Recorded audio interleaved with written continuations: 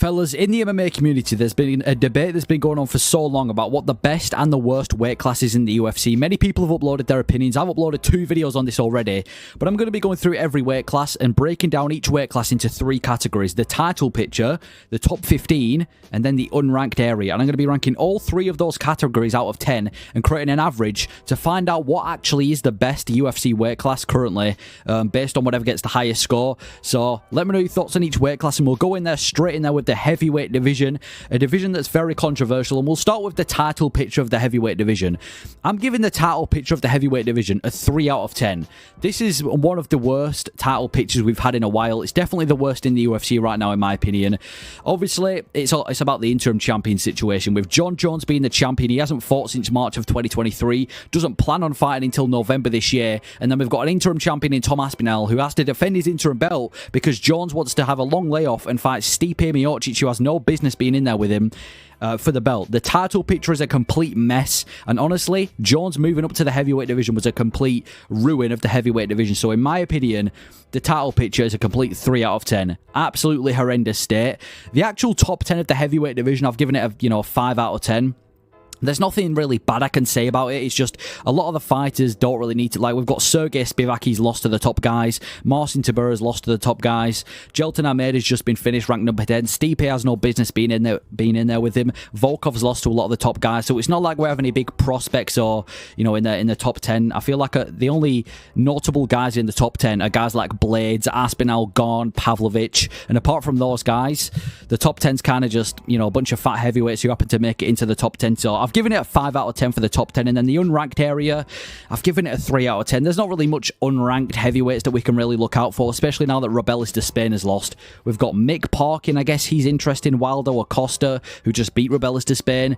Chris Barnett's always fun to watch, but when it comes to notable prospects or notable unranked heavyweights, there just isn't much. So overall, the average for the heavyweight division is a 3 out of 10, which is really low, but I'm not a fan of the heavyweight division. The title picture is a mess. There's no unranked fighters to look forward to, and the actual top 10, it's not looking it's not looking too promising. Maybe once Aspinall's the champion and Jones has gone, the numbers can rise, but heavyweight, I'm gonna have to give it a 3 out of 10. Light heavyweight, another division that's, quite controversial. Some people think it's horrible. Some people love it now that Pereira's the champion. I'm going to give the title picture a 6 out of 10. We've got Alex Pereira as a champion. He's active, and I like him. He just defends against whoever. We've got exciting guys at the top. We've got Yuri Prohaska. We've got, obviously, Magomed Ankalaev, who should be fighting for a belt next, but he wants to, call it on his own terms. We've got guys like Khalil Roundtree coming to fight guys like Jamal Hill. So the title picture, quite interesting in the light heavyweight division. I can't really hate on the title picture. I'll give it a 6.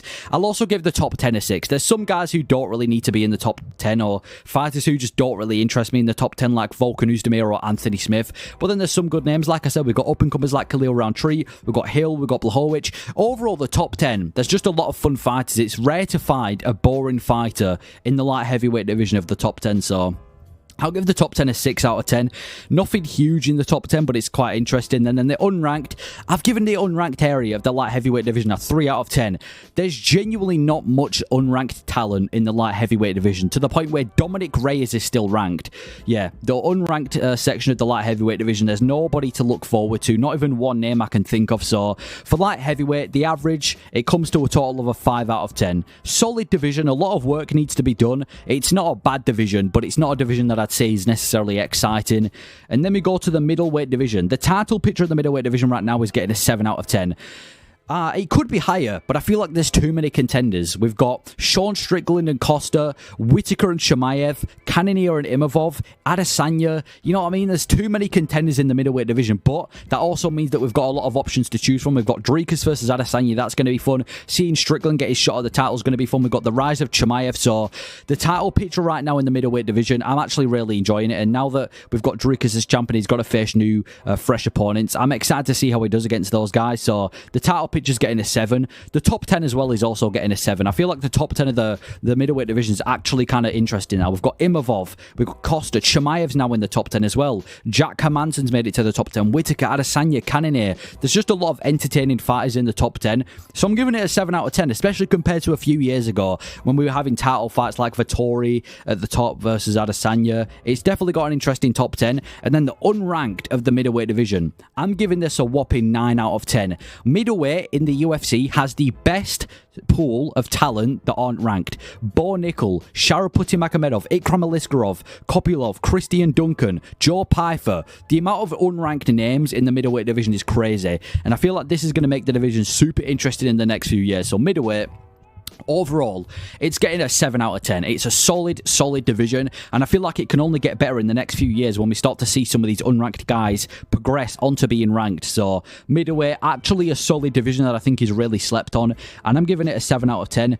Then the welterweight division, the title picture of the welterweight division, I'll give it a 6. It's not bad. It's not, heavyweight level, but Leon versus Bilal, I'm glad Bilal gets his shot, but it's not overly interesting. We've just had Colby fight for the belt as well. I'm interested to see Shavkat and JDM fight for the belt as well, and maybe Ian Gary and Covington. Maybe if Ian Gary can beat Covington, we get new fresh blood for Leon.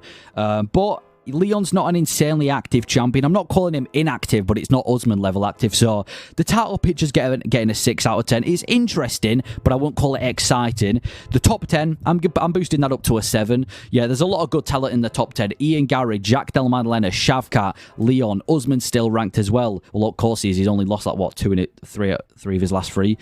Gilbert Burns as well, Sean Brady. There's a lot of interesting fighters in the top 10 of the welterweight division, so I'm giving that a 7 out of 10. And then the unranked area as well, I'm also giving that a 7 out of 10. It's not middleweight level where there's a bunch of crazy prospects, but it's got a solid unranked areas, the welterweight division. Some to name, we've got Marias, Rinat, Giuseppe, Barlow. There's a lot of good names in the welterweight division that are up and coming, so it's not like it's just a ranked only division. So welterweight division overall, I've given it a 6 out of 10. It's not an overly interesting division, especially that there's barely any ranked opponents that actually have fights booked, but I'll give it a solid 6 out of 10 for now. Not a bad division at all.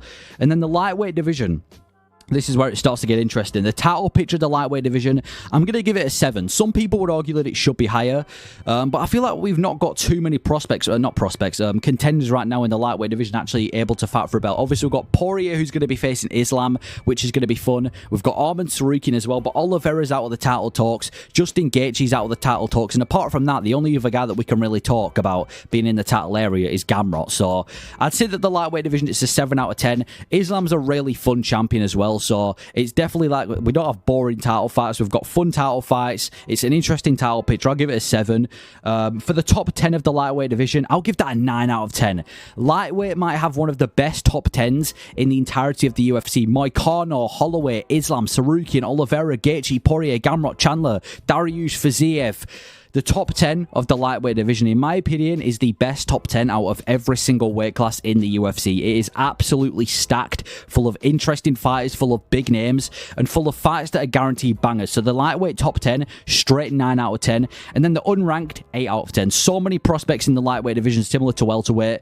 It seems like pretty much every month we have a big new prospect. Chase Hooper, Paddy Pimblett as well. We've got to stop sleeping on Pimblett. He's got a fight with Bobby Green now, and if he wins that, we got to count him as a prospect as well. Yoel Alvarez, Oral Bai, Hak Parast. There's just a lot of unranked names in the lightweight division that are exciting as well. It's a very, very competitive unranked section as well. It's not like there's a massive drop of talent when it comes unranked as well. So lightweight overall, 8 out of 10. One of the best divisions in the UFC, if not the best division in the UFC. So for lightweight, I'm giving it a solid 8 out of 10. Such a fun division.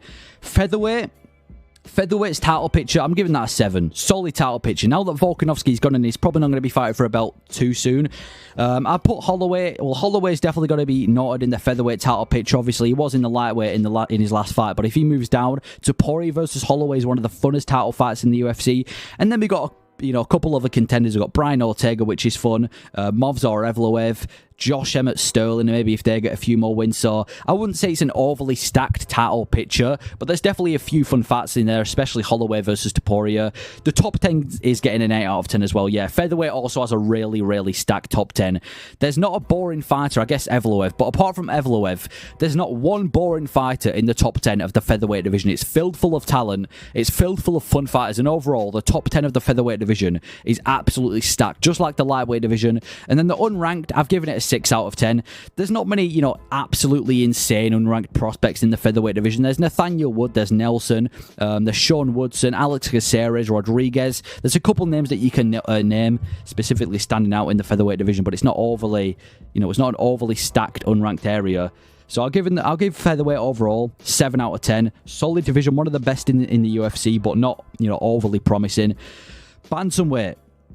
The title picture of the Bantamweight division is getting an 8 out of 10. It might have one of the funnest title pictures right now in the UFC. I think it actually might have the funnest title picture in the UFC. We've got one of the most exciting fighters in the UFC in Sean O'Malley's the champion. He's going to be taking on Merab. I can't wait for that fight. We've got Sandhagen versus Nurmagomedov as a #1 contender fight. We've got Figueiredo and Yan coming off wins that might actually be able to fight for a belt soon as well. Overall, Aldo as well. The title picture of the Bantamweight division, probably the best title picture right now in the UFC. I'm giving the title picture an 8 out of 10. The top 10, I'm giving this a 9 out of 10. Same for the lightweight division. Bantamweight has the best top 10 in the UFC right now. Nurmagomedov, Aldo, Yadong, Figueiredo, Cejudo, Vera, Yan, Sandhagen, Merab, Sean O'Malley. It is such a stacked top 10. And similar to the lightweight division, it's up there with definitely the best top 10 in the UFC right now. So many fun fighters in there, so many bangers to be made. So the top 10's getting a straight 9 out of 10. And then the unranked as well, 7 out of 10. It's also got an unranked pulled as bantamweight. It's like an overpowered division. Look at the unranked names we've got. We've got Garbrandt, Talbot, Nurmagomedov, Said Nurmagomedov I'm talking about there. There's just a lot of unranked names that are super fun to watch. So many prospects, and similar to the lightweight and featherweight division, it's not like when it becomes unranked, there's a massive drop in talent. So bantamweight, I think it's the best division in the UFC. I'm already going to say, I think bantamweight is the best division right now in the UFC for fun fights, for prospects, and yeah, just overall it being a solid division. And then the flyweight division, we got to mention the flyweight division. The title picture for flyweight, I'm giving it a 5. Yeah, it's quite messy. There's not a direct #1 contender. Obviously, we've got Makayev and Manel Kape fighting for that #1 contender spot. We've got Brandon Royval, who could be chucked back in there. Moreno's having a bit of a layoff. Steve Erceg's always a name to mention.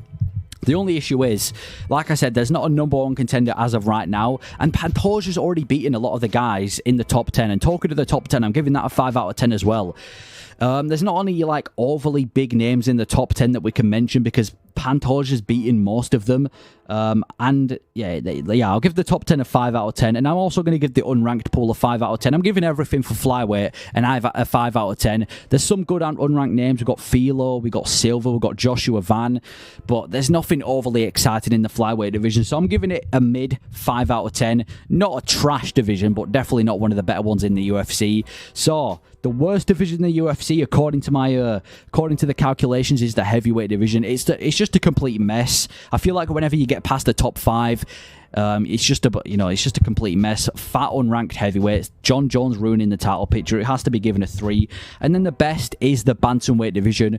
So many bangers in the top 10. The title picture's fun. A lot of unranked prospects as well. So that is the ranking of every weight class in the UFC. Let me know your thoughts on this ranking. Do you agree with this ranking, or would you change anything about